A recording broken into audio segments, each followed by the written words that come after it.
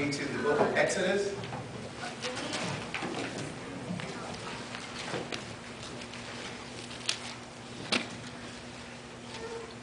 I was told that there was a men's meeting today. And although the men did not say to be brief, it was sort of implied. If I'm wrong, you guys just stop me now. Some things never change. So I will do just that. It's good to see many of those who have come out and those that are visiting with us. It's always good to see Brother Potter with us. We're glad for his presence. It seems that things are doing quite well here. I looked at the attendance numbers aren't there, but I saw that you guys took up $1,400. I'm just thinking if you did that every week, you could probably, well, did that every week, there's a lot of things that can be done with that. I'm sure the men would appreciate that. Hopefully I can give you enough time to find Exodus chapter 16.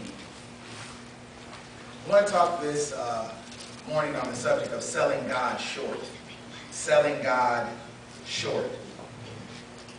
When we think of the things that go on and what we tend to want to complain about, thinking about the right that we have to complain, if there is such a right, do we have the right to complain?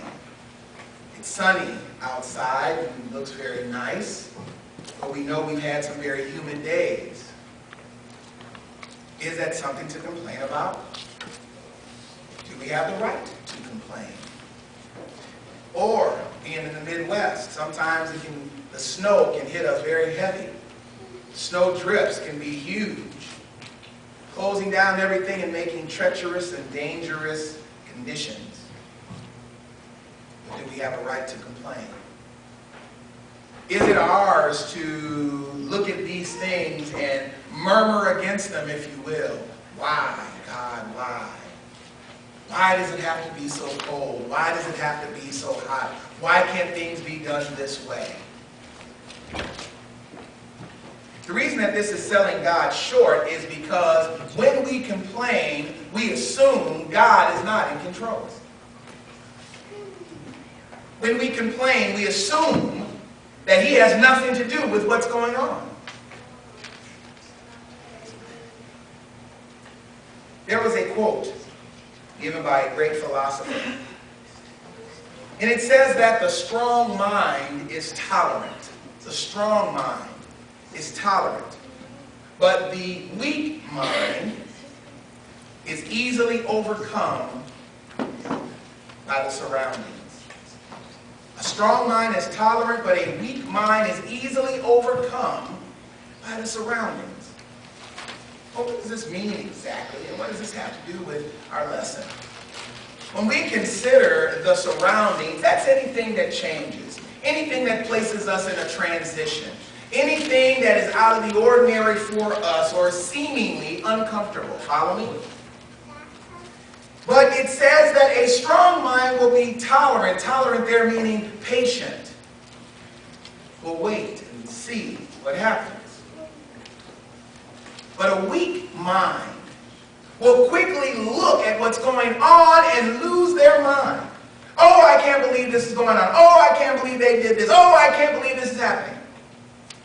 Because they're easily overcome by the surroundings. Let's put this into biblical practice. In Exodus chapter 16, you will recall what happened in Exodus 12. We probably need to start there. In Exodus 12 was when God instituted what we know today as the Lord's Supper, called Passover then, but the emblems were the same. And what He did in this context was this is where He was going to kill the firstborn. And so to escape that death, there needed to be a Passover, where literally death passed over. That means that those that had firstborn could do something to be exempt from the death. Follow me? So we know the story, or at least we've seen the Ten Commandments, and they put the blood over the doorpost and passed over. Death did enter into that area and killed a lot of firstborn, even cattle. Well, after that, as they prepared to leave, it says that, and if you look really quick in chapter 14, the very last verse of chapter 14, Israel was able to escape.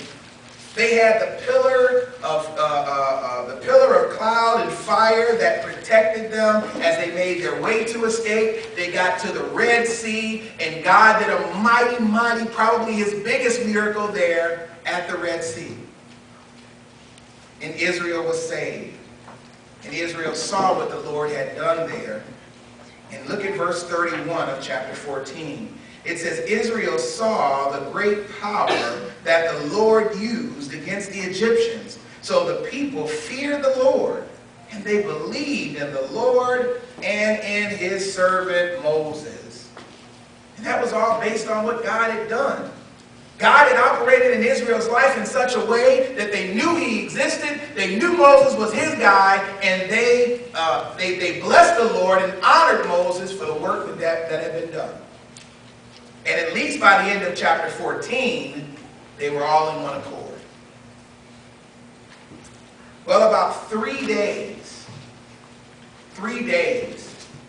after wandering in the wilderness. Now, of course, 15 starts the song of Moses, and oh, they sang praises to God for what he had done. You know, they just wanted to sing about it. And they wanted to shout to the heavens what God had done to grant them the liberty and make good on his promises to Abraham, Isaac, and Jacob. We are seeing here the fulfillment of those promises and taking them out of Egypt into the wilderness, heading towards a promised land flowing with milk and honey. And the good part about this is we know the end, so we know they got to the promised land, and we know who got to the promised land, and we know all that. But for the purposes of this, watch the surroundings. Because clearly you will see a strong mind be tolerant, and you will see weak minds easily overtaken. 3 days in the wilderness, you'd think anybody in 3 days would be thirsty, would you not? They came to a place called Marah, and the water there was sour, bitter. Well, that was fixed, and it was turned to sweet. And when we look at our scripture text, verse number 6, if you will, in Exodus 16. Moses, at this point, basically God was going to feed them, because that was an issue. And the flesh that they got, as the King James says it, is talking about the quail. The bread is talking about the manna that came down. And God was giving them instructions, because you see what was going on. If you look at verse number 2 in chapter 16, they had begun to murmur. They had begun to murmur because things weren't ideal. Things weren't the way that they liked it. Things weren't going according to their plan. So they began to murmur. And so Moses had to deal with the murmuring, and he and God had a conversation, and then Moses gave them instruction. God said, I'll take care of you. But there was a proving ground getting ready to happen. And this was only the beginning of Israel's proving ground. God said, I want to see what they're going to do. Now, this is the same God that they witnessed a week ago get them out of Egypt. Same God, same people, fresh off salvation. And this is what they did. Moses gave them instruction, and all God did was set up his Sabbath, which he did from the beginning. He says, you guys are going to collect it when I drop it.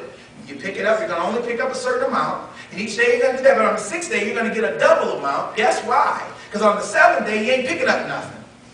Don't want you out there doing that. On the 7th day, what I want you to do is rest and observe and be thankful for what I've done for you. Well, I guess some people had some other things in mind. Can you believe some people actually went out on the Sabbath days and gathered stuff? Who would do that? God's instruction was so clear. Who would do that? Do you think that the people who were murmuring were the people who did this too? Mm-hmm. Possibly. Because the idea is, what right would they have to murmur? God's in control of this.